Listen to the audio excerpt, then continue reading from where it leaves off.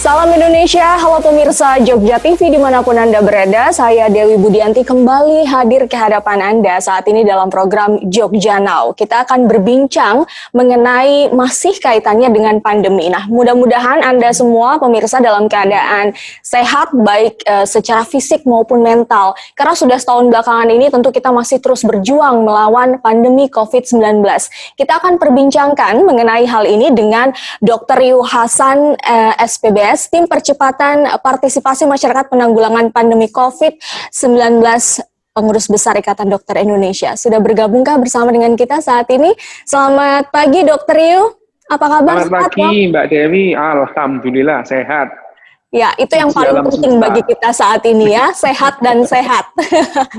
Baik, Dok, saat ini kan kita masih terus berjuang begitu ya melawan pandemi COVID-19 yang berimbasnya dalam hampir seluruh aspek kehidupan kita, baik itu kesehatan fisik maupun mental, ekonomi dan lain sebagainya begitu. Nah, kita akan membahas lebih spesifiknya mengenai stres di masa pandemi. Tentu tidak mudah untuk menjalani kehidupan yang belum pernah kita alami atau kita hadapi sebelumnya. Tapi sebelumnya saya ingin berangkat dari pengertian stres dulu deh Dok. Sebetulnya stres itu apa sih? Jangan-jangan beberapa orang juga masih berpikir bahwa ini adalah penyakit yang hanya diidap oleh beberapa orang saja. Atau sebetulnya kita setiap individu ini memiliki bakat stres hanya kadarnya yang berbeda. Ya, kabar buruknya adalah otak manusia itu dirancang untuk panik memang. Ya, otak kita itu dirancang untuk gelisah. Jadi secara evolusioner otak manusia ini memang terlahir untuk gelisah. Kita itu gelisah setiap saat. Karena sebetulnya kegelisahan itu senjata utama bagi binatang gitu, untuk bertahan hidup. Itu kegelisahan. Jadi kalau misalkan kita di padang rumput ya, terus kemudian ada seekor kijang terus dia melihat singa atau harimau, nah yang diaktifkan adalah pusat kegelisahan, pusat panik ya, pusat kegelisahan. Nah dengan kegelisahan itu kemudian yang terjadi berikutnya adalah kaskade atau rangkaian bagaimana kijang itu merespon secara cepat, gitu ya, secara cepat supaya dia menyelamatkan dirinya, ya, melawan atau lari. Itu dalam waktu 0,05 detik itu langsung memutuskan melawan atau lari, gitu ya. Nah, otak kita juga begitu, sama itu ya. Hanya saja kijang itu gelisahnya kalau ada harimau gitu. Nah, secara sejarah ini akhirnya yang membuat gelisah manusia itu bukan hanya ketemu predator gitu ya. Ya, tanggal 25 tagihan datang gelisah gitu. Ya, ini pacar saya lagi ngapain gelisah gitu ya. Jadi pagi-pagi, waduh nanti ketemu guru belum mengerjakan PR, gelisah. Jadi akhirnya kegelisahan yang awalnya itu sebagai senjata untuk mempertahankan kehidupan, gitu. Akhirnya pada manusia tidak jarang itu memberikan rasa yang tidak enak. Dan itu tadi artinya secara evolusioner, padahal dulu manusia takutnya ya kalau lihat predator dia gelisah gitu ya. Tapi lama-lama yang membuat gelisah itu banyak. Ini mulai sebentar lagi Februari, ngisi SPT pajak, lu gelisah lagi gitu ya. Jadi banyak dan yang rasanya baru kemarin bayar pajak ya Dok. Nah itu dia gitu ya. Kegelisahan manusia kegelisahan manusia itu hampir tiap saat berbeda dengan kegelisahan yang dihadapi oleh misalnya babi hutan di hutan atau kemudian rusa atau kijang atau menjangan di hutan. Mereka gelisahnya ya kalau ada predator gitu ya. Kemudian perasaannya dia deg-degan, merasa tidak nyaman, pandangan kabur, terus kemudian kulit terasa gatal ya, terus kemudian rasanya pengen lari aja, itu kegelisahan. Itu adalah kegelisahan yang pada umumnya kita rasakan. Jadi rasanya sama. Jadi rasanya kegelisahan orang yang misalkan ini tunggaan sudah datang dengan bosnya datang terus siap-siap dimarahi itu sama persis. Tiba-tiba mulut terasa kering, terus perut mules, terus kemudian pusing, ya pandangan kabur. Itu sama yang dirasakan oleh semua binatang dalam keadaan gelisah. Nah, itu yang terjadi pada otak semua binatang, ya termasuk manusia. Manusia ini kan keluarga besar binatang, ya the kingdom of animalia, itu ya. Kita masuk dalam keluarga besar vertebrata, binatang bertulang belakang, gitu ya. Masuk dalam kelas mamalia, ya itu. Terus masuk dalam ordo primata, gitu ya. Terus kemudian kita ini masuk family grade 8. Memang kita ini pedas kita ini ya. Kita ini orang family kera besar. Nah, itu yang terjadi. Hanya saja binatang-binatang yang lain itu tidak mengalami perubahan atau revolusi kognitif seperti pada manusia, mulai dari dia pemburu pengumpul, terus kemudian masuk ke era pertanian, terus kemudian revolusi industri, terus kemudian masuk ke revolusi ilmu pengetahuan, dan sekarang kita masuk ke revolusi digital. Makin aja kita baca medsos langsung gelisah. Itu kegelisahan yang tidak dialami bapak saya tahun 60 atau tahun 50. Jadi memang kita ini terlahir itu untuk gelisah, dan di era digital sekarang ini kegelisahan kita itu jadi meningkat, gitu. Meningkat. Nah, itu yang disebut kegelisahan, dan stres itu sendiri, gelisah sudah jelas gelisah itu adalah sumber dari stres. Jadi kalau pertanyaannya tadi, jangan-jangan kita ini stres. Setiap saat kita ini stres. Gitu. Sekarang makin lama sumber stres di depan kita itu makin banyak. Hanya memanage atau menghadapi stres ini setiap orang berbeda. Gitu Mbak Dewi. Baik. Nah ini kalau misalnya kita bilang begini, setiap individu memang punya bakat itu begitu kan, punya kegelisahan, punya stres.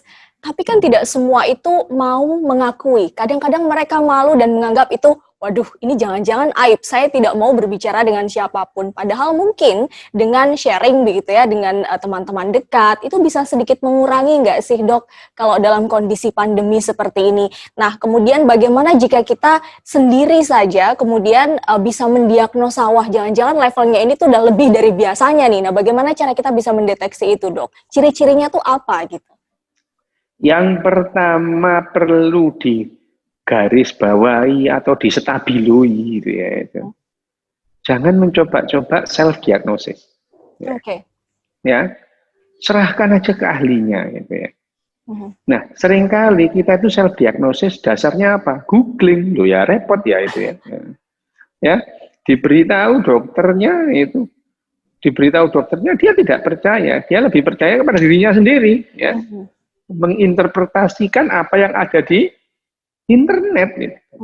Ya, ini adalah kesalahan besar. Memang dalam hal kesehatan itu manusia ini paling tidak rasional ya.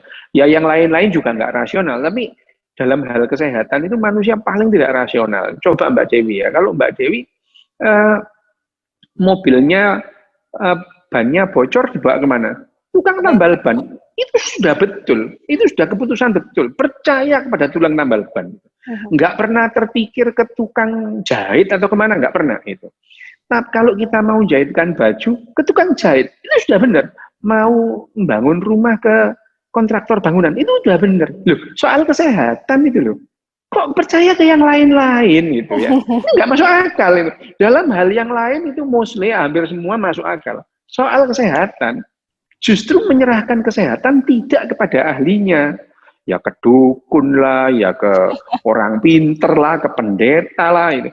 Padahal mereka tidak tahu. Nah, ini adalah juga cara kerja otak kita melihat semuanya ini ya. Itu yang pertama. Jangan mencoba-coba self-diagnosis. Ya. Terus yang kedua pertanyaan Mbak Dewi tadi. Apakah kita dengan share dengan orang lain itu terus kemudian masalah stres atau depresinya itu berkurang? Nanti dulu. Belum tentu. Belum tentu. Kita berbicara dengan orang lain itu bisa menjadikan sumber stres tambahan itu. Ya. Ini ya, tahun yang lalu, tahun 2020, sebelum ontran-ontran pandemi ini ya, itu, sebelum ada ontran-ontran geger pandemi itu, sebetulnya tahun 2020 agenda utama PBB itu adalah mengatasi depresi. Depresi itu adalah masalah global. 1 dari 5 orang itu pernah depresi. Ya. Dan depresi itu tidak ada urusannya dengan apapun. Depresi itu bisa muncul kapanpun. Orang bisa gembira dan depresi pada saat yang sama. Gitu. Dan depresi itu tidak memerlukan nasihat. Orang depresi itu nggak perlu nasihat.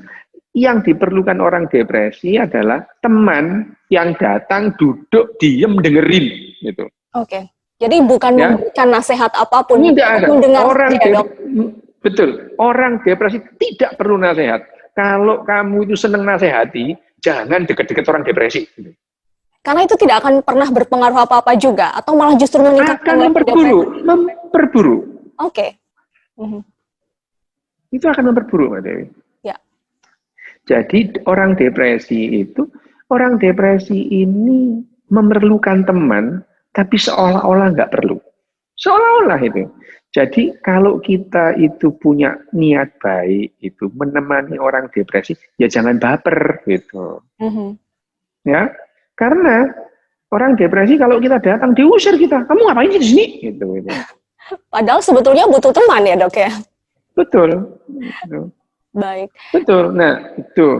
Nah jadi yang namanya sharing dengan orang, karena masalahnya, apalagi orang di Indonesia ini ya, itu dia itu lebih senang sharing ketimbang di-sharing gitu. Betul. Jadi ya? Ketika di-sharing dia ganti sharing juga gitu ya. Itu ngasih nasihat gitu. Jadi hobinya orang Indonesia itu ngasih nasihat gitu ya. Nah, kalau dinasihatin nggak mau. Nah, pada penderita depresi ini yang hobi orang-orang yang ngasih nasihat ini udah jauh-jauh aja, jangan deket-deket orang depresi. Itu makin membuat depresinya makin dalam. Ya, jadi kalau pertanyaannya Mbak Dewi tadi, apakah dengan share itu terus kemudian dengan berkumpul dengan orang lain itu bisa mengurangi stres? Belum tentu. Gitu. Ya. Iya, kalau yang diajak berbicara itu paham, terus dia mendengarkan, mantuk-mantuk, gitu ya. Iya, bagus itu, tapi kamu sih, kamu nggak pernah berdoa loh, gitu ya, gitu-gitu ya. Itu ini orang-orang stres, orang-orang depresi terutama, mereka nggak butuh nasihat gitu ya, nggak butuh nasihat. Jadi berkumpul terus kemudian berbicara, meskipun itu secara tatap muka atau video call atau chat, itu justru bisa membuat menjadi sumber stres baru dan membuat otak kita makin gelisah gitu ya. Otak kita makin gelisah. Jadi pusat kegelisahan di amigdala itu ya, di amigdala manusia itu aktif terus gitu. Jadi gelisah makin gelisah itu. Dan yang paling mengerikan adalah depresi itu berujung pada bunuh diri. Itu yang bahaya itu. Ya. Ya 95% lebih orang bunuh diri itu diakibatkan karena depresi itu. Oke. Ya. Yang memang harus mencari bantuan medis yang tepat begitu ya, Dok ya. Nah, betul ya. Nah, hanya saja. Bagaimana, Mbak? Iya, monggo silakan dilanjut dulu, Dok. Nah, dan jarang banget orang depresi itu datang ke dokter, itu jarang banget itu. Kenapa itu, Dok? Kenapa ya? Menurut dokter kenapa? Itu tidak akan terpikir mereka untuk datang ke dokter. Yang dipikirkan itu hal-hal yang berbeda dengan pikiran orang lain. Kebetulan saya ini pengidap depresi. Depresi berat gitu. Sejak tahun 86 gitu ya. Sampai sekarang ya reda sedikit, tapi panjang. Hanya saya karena saya ini saya dokter bedah saraf, belajar neuroscience, jadi ya lumayan lah ya saya bisa depresi itu kalau sudah datang bahwa bayang pikirannya tuh kayaknya dunia ini lebih bagus gak ada saya deh. Nah itu kan bahaya kayak gini. Iya. Itulah yang pada akhirnya jadi berujung pada bunuh diri itu tadi, itu yang sudah Iya, level betul. terparah begitu ya, Dok? Betul, Baik, ya, betul. kalau kita kaitkan lagi dengan kondisi pandemi sekarang ini, Dok, tadi kan sebetulnya dari pembahasan kita di awal sudah ada nih garis bawahnya mengenai ada hubungannya dengan sumber informasi yang terlalu banyak terbuka pintu di Ya, mana-mana, sehingga kita, masyarakat juga menjadi tidak tahu mana yang benar dan mana yang salah, mana yang harus kita anggap ini itu adalah berita yang memang benar harus dilakukan, mana juga yang hoax dan lain sebagainya. Ini juga menambah tingkat stres orang nggak sih, Dok, dalam masa pandemi sekarang ini? Dan kemudian bagaimana kita bisa memfilter itu lebih baiknya? ya. Kabar buruknya lagi, dunia ini berkembang ke arah membuat kita stres. Iya, ya. Itu kabar buruknya, itu kabar buruknya. Tapi kabar baiknya adalah stres itu sendiri, kegelisahan itu sendiri, kalau dalam takaran tertentu itu menguntungkan, ya. Stres, kegelisahan atau panik yang kalau orang Jogja bilang sak madyo, itu yang bagus itu ya itu. Justru itu yang membuat motivasi kita untuk melanjutkan kehidupan itu menjadi lebih baik dan lebih nyaman. Contohnya gini, misalnya Mbak Dewi nih ya, Mbak Dewi pulang sampai rumah, terus melihat kotak berasnya itu tinggal seperempat gitu ya. Hari seperempat tuh ya. Terus kemudian panik sedikit terus, sesuk ke swalayan untuk beli beras. Itu bagus itu ya. Okay. Jadi kepanikan yang dalam level rendah dan sedang itu memberikan motivasi kita untuk menghadapi hidup ini menjadi lebih nyaman. Bayangin aja kalau orang nggak punya kepanikan gitu ya, nggak punya kepanikan, terus beras habis itu masih ada, nggak ada rasa panik itu kemudian sampai habis itu. Duit juga sudah habis lah, gimana? Kemarin kalau seharusnya kalau pada saat masih separuh terus kemudian duit masih ada, masih bisa dibelikan, jadi orang nggak panik. Jadi pada saat kepanikan itu tidak ada, itu justru membuat manusia itu jadi mengabaikan keselamatan dirinya itu ya. Jadi kepanikan, kegelisahan, stres yang dihadapi dengan sakmadya tadi itu ya. Sakmadya tadi itu memberikan keuntungan bagi kehidupan manusia. Hanya saja ya tadi, kalau stres itu berkembang, makin gede. Nah, ini yang membahayakan, ya, membahayakan. Setahun yang lalu ya, bulan Mei pertama kali ya, bulan April waktu pertama kali saya di Jogja TV ini, saya duet sama Dokter Gigi Pembayun, Kepala Dinas, gitu ya. Saya sudah menyampaikan, saya sampaikan juga bagaimana respon kepanikan yang berlebihan di awal pandemi. Dan kalau saja itu tidak dimanage dengan bagus menjadi kepanikan massa itu akan membuat satu dan yang lain itu makin panik. Gitu. Makin panik gitu ya. Dan kemudian membahayakan gitu. Karena manusia ini bisa bekerja sama menjadi yang namanya swarm intelligence ya. Kecerdasan berkelompok ini hanya manusia yang bisa bekerja sama tanpa saling mengenal, itu hanya manusia. Manusia bisa 20.000 orang bahkan 200 juta lebih ya. 200 juta lebih itu bekerja sama meskipun nggak saling kenal itu. Mbak Dewi ini kan nggak kenal sama saudara kita yang ada di Papua misalnya, tapi kita kerjasama sebagai Indonesia, ya. Ya. Tetapi ikatan manusia yang semacam ini itu juga sangat rapuh, rapuh. Berbeda dengan binatang yang lain. Kalau semut itu mereka itu bisa bekerja sama dalam jumlah ribuan karena mereka saling kenal baunya, itu ya. Tapi kalau kita merusak rombongan semut, kita rusak gitu ya, barisan semut itu, ya memang mereka kacau sebentar, tapi kemudian mereka akan menemukan jalan lagi. Tapi kalau manusia itu dalam keadaan panik terus kemudian itu bisa kerjasama kelompoknya itu hilang, itu bisa saling membunuh itu. Misalnya kita di gedung bioskop gitu terus ada kebakaran gitu. lari keluar saling injek. Jadi mereka bukan mati kebakar, mati keinjek-injek gitu ya. Dan itu yang terjadi di saat awal pandemi di mana-mana di Australia itu ya. Sampai mereka itu berantem gara-gara rebutan tisu gulung gitu. Ya. Nah, itu yang terjadi kemudian yang namanya kepanikan massa, mass histeria ini bisa mengenhance, memperparah kepanikan masing-masing gitu.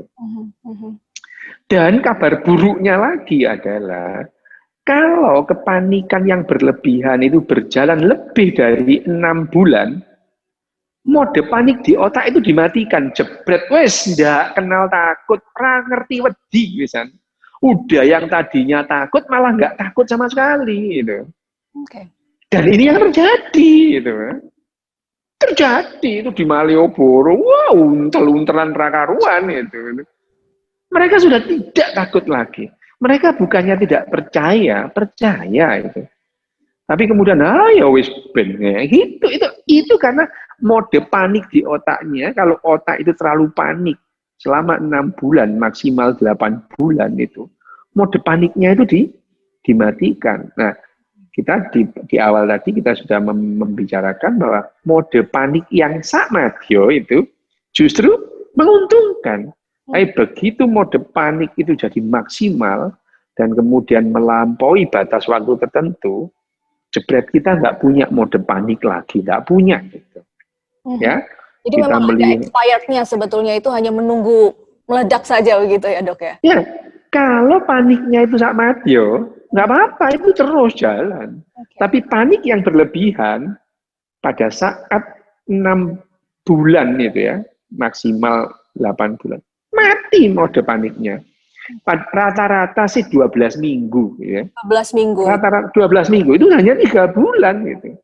Bagaimana sebetulnya agar stres atau depresi atau kepanikan yang dokter tadi sebutkan ini tidak menjadi kemudian berkembang gitu? Apakah kita perlu melatihnya? Adakah cara-cara untuk melatih itu, dok? Yang pertama, dalam kondisi begini sebetulnya adalah tindakan yang dilakukan oleh elit kelompok. Itu penting gitu ya. Jadi dalam satu gerombolan misalkan manusia di hutan sana itu, yang paling bertanggung jawab ya elit kelompoknya gitu. Elit kelompoknya. Kalau saja dalam satu kelompok besar terus kemudian gagal menemukan cara menghadapi stres ini, yang terjadi adalah seperti itu ya. Seperti itu. Jadi yang namanya mass histeria memang diperlukan orang-orang tertentu yang tampil ke depan gitu. Tampil ke depan memutuskan, karena dalam hal seperti ini tidak ada orang yang bisa memutuskan, oh dia bingung harus ngapain gitu ya. Harus ngapain? Lah, dalam era digital ini diperparah dengan orang yang mendadak jadi ahli gitu ya.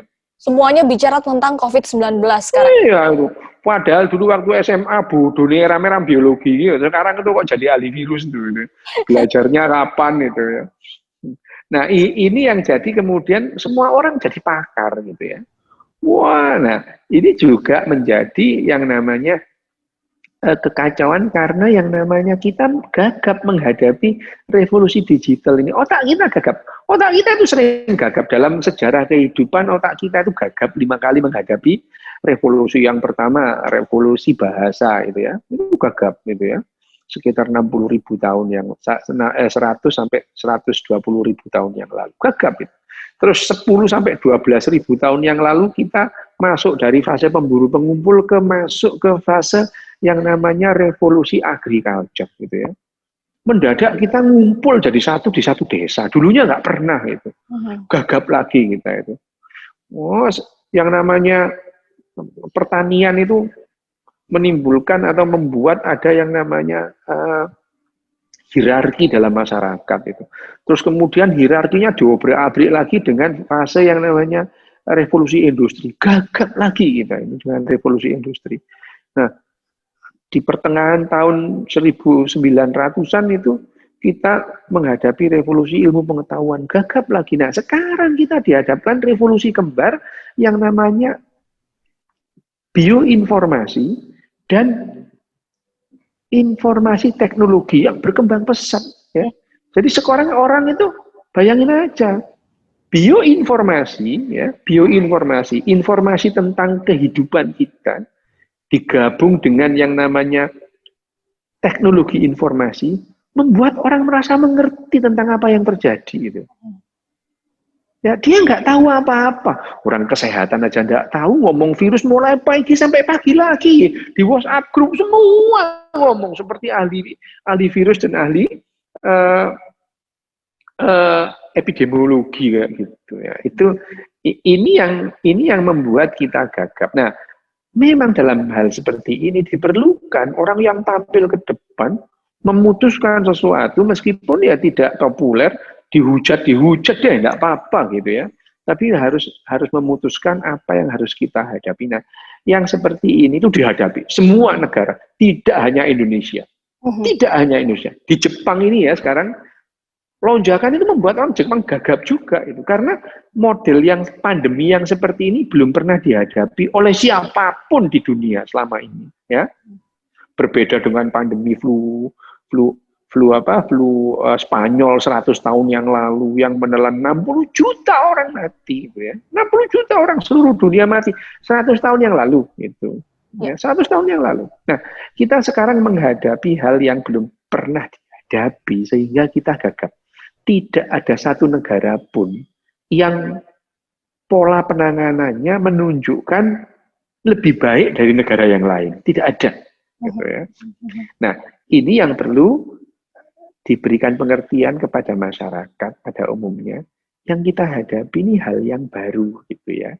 Nah, mengenai kalau misalkan angka depresi kita berapa sih? Belum ada yang nyatet, Mbak, gitu, selama pandemi ini. Saking depresinya semua. Tadi, Dok.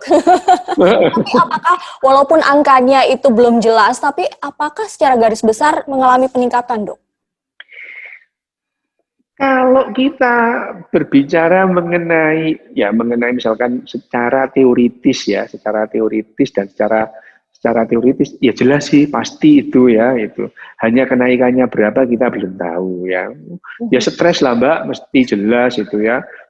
Peningkatan stres iya, kehilangan pekerjaan, lapangan kerja susut, kemudian turunnya angka ekonomi itu pasti akan membuat stres. Depresi itu pasti akan meningkat. Hanya besarnya berapa belum ada datanya kalau di Indonesia ini berapa gitu ya. Kalau kita angka kebahagiaan.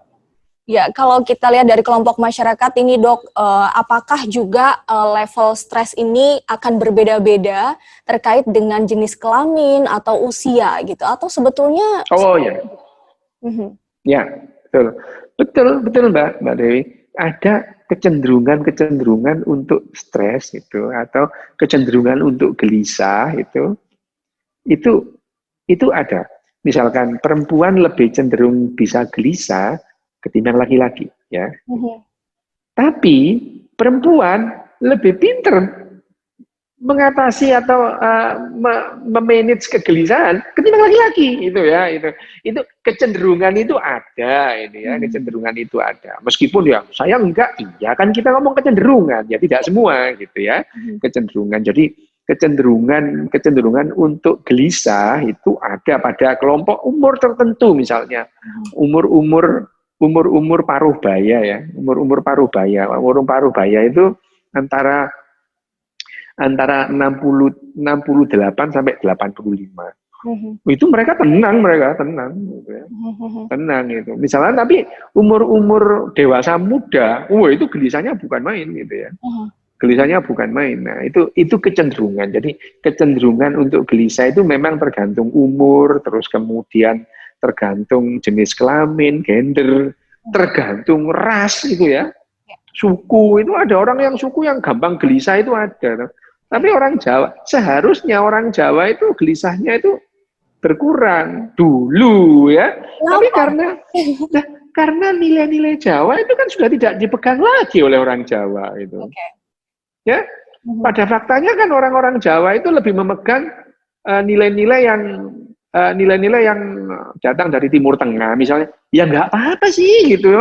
Nah, faktanya demikian gitu. Jadi sebetulnya kalau kita berbicara nilai itu tentu nilai itu tidak sama gitu ya. nilai di suatu tempat pada suatu saat itu akan sangat berbeda dengan nilai di suatu tempat di saat yang lain, berbeda itu. Jadi kita tidak bisa mengharapkan atau mengharuskan orang-orang Jawa itu memegang nilai Jawa abad ke-17 gitu ya, kadowen gitu ya, kejauhan itu. Baik. Nah, itu Mbak ya. Jadi sekarang misalkan kalau misalkan saya sampaikan orang Jawa dulu semeleh dulu gitu ya. Sekarang ya enggak itu. Kenapa? Loh, ini dunianya sudah berbeda gitu ya. Pengaruh sudah datang dari banyak pintu begitu ya, Dok? Nah, dari mana-mana ya. Nah, kalau tadi kita sudah menyebutkan bahwa kita kan sedang mengalami sebuah masa di mana kondisinya adalah begitu baru, belum pernah kita hadapi sebelumnya. Jangan-jangan kita tidak pernah tahu ke depan, apakah juga masih akan ada pandemi dalam jenis yang lain, atau mungkin yang kaitannya dengan perubahan iklim, atau perkembangan teknologi yang kemudian berakibat pada pengangguran massal dan sebagainya. Artinya adalah kita harus memulai dan belajar dari saat ini, terutama bagi mereka generasi muda, anak-anak. Apa sih yang harus dipersiapkan bagi mereka agar mereka bisa mengatasi diri mereka dan juga lingkungan untuk menghadapi tantangan-tantangan di masa yang akan datang, Dok? Ini ya, kalau pandemi itu selalu ada, iya itu. Pasti ada. Kenapa begini demikian? Ya dari sejarah itu ya. Sejarah. Pandemi yang mengerikan pertama kali kan abad ke-14 gitu ya. Antara 1347 sampai 1352 gitu ya. Itu wabah yang menyerang di Eropa namanya Black Death gitu ya. Ya. Black Death itu. Black Death. Kenapa disebut Black Death? Orang yang mati itu menghitam semua itu. Pembuluh darahnya pecah terus kemudian jadi menghitam gitu ya. Maka disebut Black Death zaman segitu. Separuh penduduk Eropa mati dalam waktu 5 tahun. Separuh penduduk Eropa mati. Itu mengerikan itu. Nah, itu abad ke-14, Mbak, itu ya. Itu orang juga tidak tahu penyebabnya apa. Ya kalau kita sekarang tahu pes atau sampar itu yang melanda Eropa abad ke-14 itu penyebabnya adalah kuman Yersinia pestis yang ada di kutu tikus. Iya sekarang kita tahu. Dulu lah mikroskop aja belum ketemu, gimana orang mau lihat bakteri, nggak bisa gitu ya. Jadi itu terus kemudian dari abad ke abad itu wabah itu terjadi 100 tahun yang lalu hanya dalam waktu 2 tahun 1918 sampai 1920 bareng dengan Perang Dunia Kedua ada yang namanya flu Spanyol. Di seluruh dunia itu yang mati itu 60 juta itu ya. Ya sekarang bisa kita, dulu kenapa orang nggak tahu ya? Sama nanti ada saatnya kita diketawain anak cucu kita itu. Goblok banget ya, itu kan nenek kakek dahulu gitu aja nggak tahu gitu ya. Ya sekarang, dan pada saat kita sudah bisa memberantas cacar itu ya. Cacar itu membunuh puluhan juta orang juga itu ya, cacar itu ya. Dengan terus kemudian vaksinasi cacar global di seluruh dunia, vaksinasi cacar. Akhirnya tahun 79, cacar itu dinyatakan hilang dari bumi. Beda ya, cacar dengan cacar air beda ya. Cacar itu sangat mematikan. Nah, pandemi-pandemi berikutnya juga ada. Hanya saja yang kalau misalkan apa yang kedepannya, kita sekarang sedang masuk dalam masa di mana belum pernah ada presidennya sama sekali.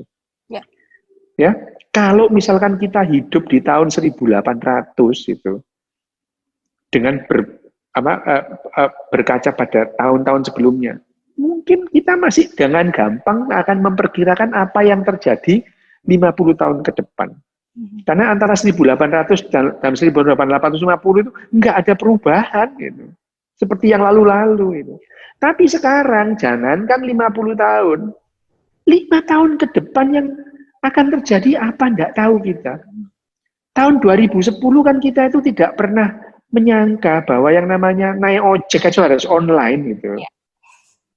Ini yang kita hadapi. Nah, yang perlu dipahami sekarang kita sedang tidak bisa memperkirakan apapun di jangka waktu yang lama, sehingga kita siap-siapnya itu adalah dalam jangka dekat untuk bisa hidup 1 bulan lagi Apa yang harus kita lakukan? Berbeda dengan 5 tahun yang lalu, gitu ya.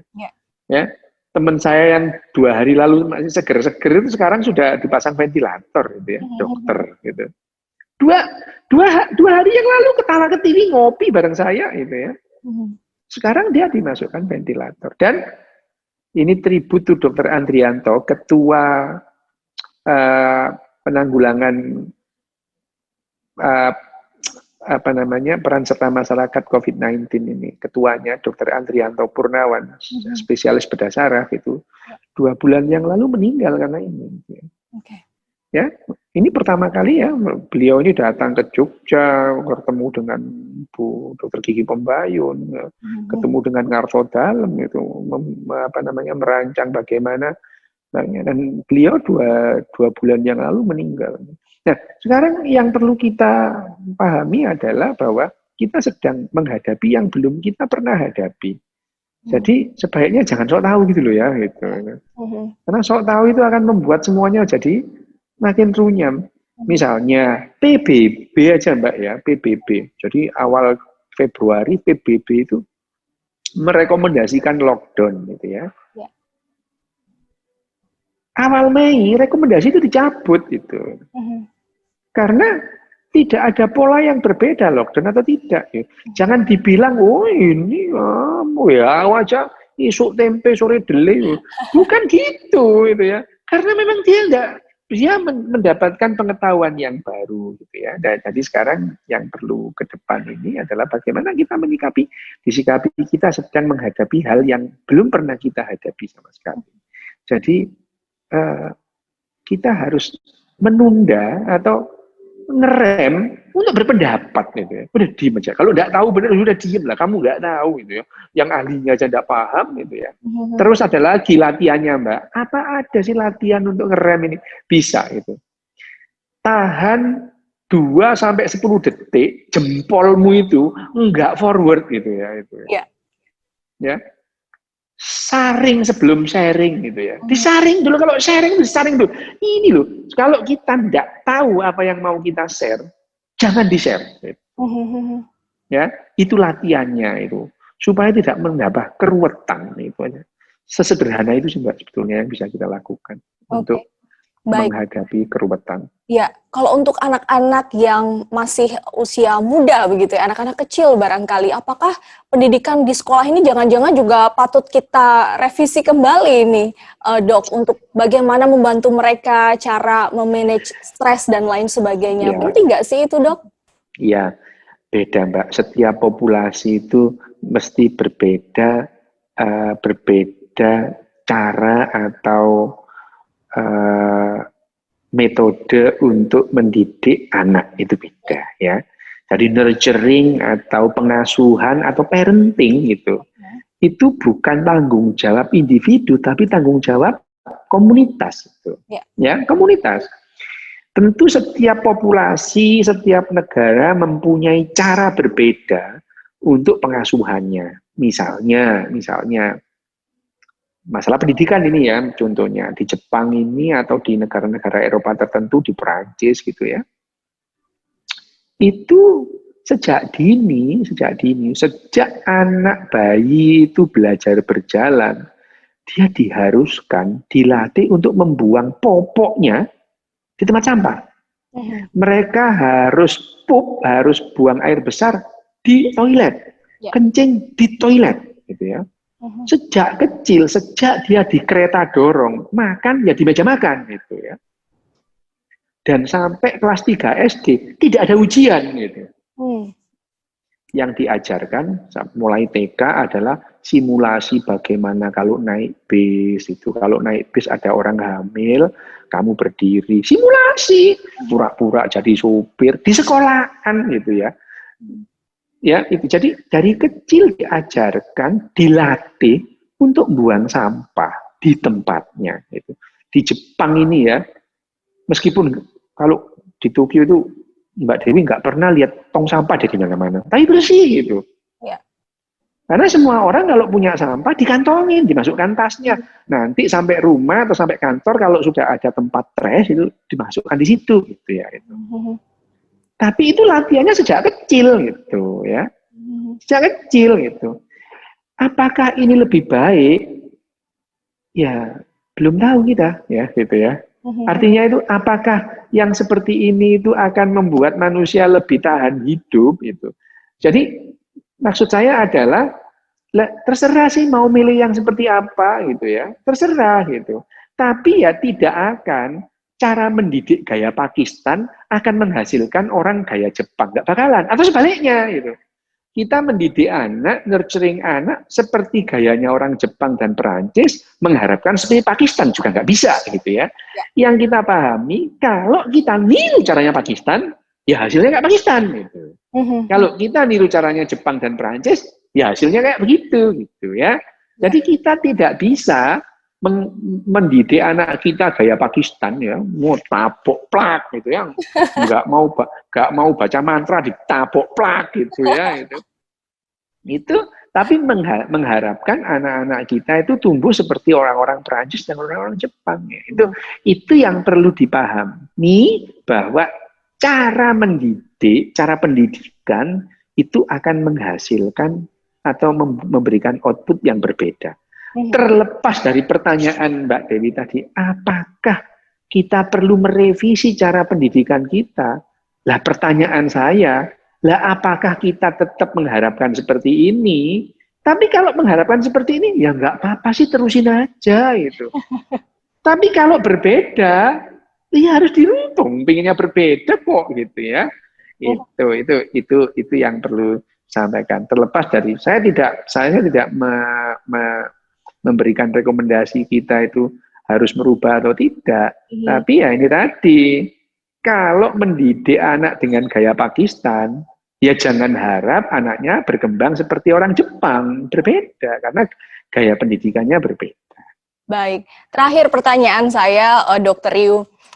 Vaksin sudah mulai berjalan di Indonesia. Kita sudah kalau lihat di sosial media ini sudah banyak orang mulai pasang foto saya siap divaksin gitu kan dok. Tapi juga ada gerakan-gerakan tertentu yang menolak divaksin gitu. Nah ini apa yang bisa Dr. Ryu sampaikan? Karena jangan-jangan kegaduhan ini juga akan meningkatkan stres lagi nih buat masyarakat Indonesia. Sudah jelas Mbak, kalau meningkatkan stres sudah jelas bahwa pro dan kontra di media sosial itu membuat orang stres gitu ya itu. Tapi jangan khawatir Mbak itu. Orang itu otak kita itu dirancang hanya percaya kepada apa yang ingin kita percayai gitu ya. Gitu. Ya. Jadi ya orang anti vaksin itu bukan hanya sekarang kok, sejak dulu gitu ya. Loh bukan hanya orang biasa, dokter yang anti vaksin itu banyak gitu. Ya, ada. Saya itu waktu kuliah, loh kok ya ada ya. Guru saya yang nggak percaya vaksinasi, loh ada gitu ya. Loh, oh ya, oke, nggak apa-apa gitu ya. Jadi jangan heran kalau ada orang yang anti vaksin. Jangan heran, dari dulu sudah ada gitu ya. Tapi ya hidup ini harus tetap berjalan gitu ya. Faktanya adalah vaksinasi cacar dulu itu yang mengusir cacar dari muka bumi gitu ya. Dulu ada DPT ya, imunisasi DPT ya, difteri, pertusis dan typhoid itu tipes itu. Dulu ada TCD, tipes, kolera, disentri. Itu menurunkan angka kesakitan itu semua gitu ya. Nah, dan sekarang dengan adanya vaksinasi terhadap virus COVID-19 ini, ya, dan bolehlah berbeda-beda, ada yang dari virus yang dilemahkan atau rekayasa DNA macam-macam ya, itu tapi yang perlu dilihat adalah hasil dari studinya ya, seperti sekarang kita masuk ke dalam fase uji klinis fase 3. Artinya ya sudah boleh dilakukan kepada manusia. Loh kan masih fase 3. Ya semua obat ya menghadapi itu ya. Nah, sekarang kalau ditanya misalnya efikasinya 65%, ya bagus kan gitu ya. Jadi kalau hitung-hitungan matematika kalau ditanya bagus mana divaksin dengan enggak, hitung-hitungan matematikanya ya bagus divaksin gitu ya. Terus misalkan ada orang kemudian disuntik terus kemudian mati lah, yang nyebrang jalan mati juga ada gitu ya. Tapi masalahnya adalah gini, pemberian obat itu selalu ada yang namanya efek samping. Makanya kita harus waspada terhadap efek samping. Efek samping yang paling mengerikan adalah kalau terjadi anafilaksis, ya orang mati, meninggal gara-gara alergi gitu ya. Loh, yang begitu tuh penisilin, ampicillin, antibiotik banyak yang begitu kita menghadapi begitu ya. Saya pernah nyuntik pasien terus kemudian pasiennya pingsan di depan mata, itu panik itu waktu saya di Kalimantan sebagai dokter. Tahun 89, menghadapi yang seperti itu ya memang dalam dunia kedokteran bisa terjadi gitu ya. Tapi kalau kita mengatakan ini kan vaksinasi ini adalah dalam upaya kita mengatasi pandemi, mempercepat pandemi ini selesai gitu ya. Yang namanya usaha itu, yang namanya kita tidak bisa avoiding atau menghilangkan risiko, tidak bisa. Yang bisa kita lakukan adalah meminimalkan risiko ya. Jadi tahapan-tahapan yang sudah dijalani atau dilalui oleh masing-masing obat produksi manapun itu dalam rangka meminimalkan risiko. Ya, itu Mbak. Jadi ya sekarang sampai di uji klinis fase 3 ini adalah ini sudah melalui uji yang ketat gitu ya. Tapi sekali lagi ya namanya pro dan kontra, selalu ada orang yang tidak percaya itu, dan otak kita dirancang untuk percaya apa yang ingin kita percayai itu. Dan jadi kalau misalkan Mbak Dewi nanti di jalan atau di rumah itu ketemu orang yang anti vaksin, sudah enggak usah ditanggepin, ditinggal pergi aja itu. Capek gitu ya, biarin itu. Ya, yang seperti ini ya Mbak ya, dialog seperti ini sebetulnya tidak akan kok merubah orang yang nggak percaya jadi percaya, itu nggak akan itu. Hanya saja kalau kita bicara begini, bagi orang yang percaya dia mendapatkan argumentasi kalau berbicara dengan orang lain gitu. Jadi memperkuat kepercayaannya gitu ya, memperkuat kepercayaan. Apa sebetulnya? Enggak. Tapi mudah-mudahan apa yang sudah kita perbincangkan ini tetap memberikan manfaat lah ya Dok ya. Oh iya, iya. Karena gini Mbak. Yang ada ini begitu. Karena yang namanya pembuat kebijakan, nah itu yang perlu tahu itu ya. Paksa gitu. Itulah role model yang dibutuhkan tadi ya. Iya, paksa gitu ya, paksa gitu. Nah kebetulan kan. Kalau di Jogja ini ada simbol yang sudah turun-temurun masih bisa dipegang gitu ya. Misalkan ya simbolnya Ngarso Dalem ini kan bagaimanapun berbeda Jogja dengan yang lain-lain gitu. Jadi sebetulnya Jogja punya advantage, punya kelebihan dalam menghadapi masalah ini gitu. Baik, terima kasih Dokter Yu sudah berbincang bersama dengan kami. Saya tahu pasti jadwal Anda sudah padat sekali. Monggo silahkan dilanjut lagi. Terima kasih. Baik, terima kasih. Pemirsa juga terima kasih sudah bergabung dan mengikuti perbincangan kami. Kami akhiri program Jogja Now kali ini. Saya Dia Budianti, salam Indonesia.